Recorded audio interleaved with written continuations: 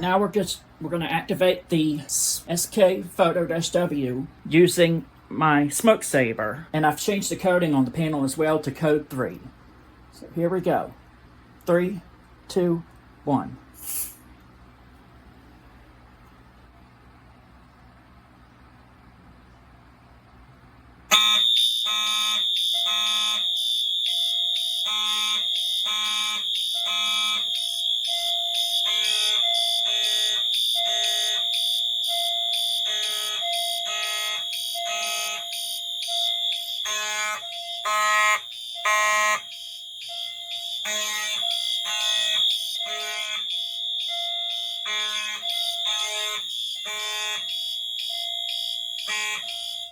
Alright, now we're just going to hit system reset to reset the detector.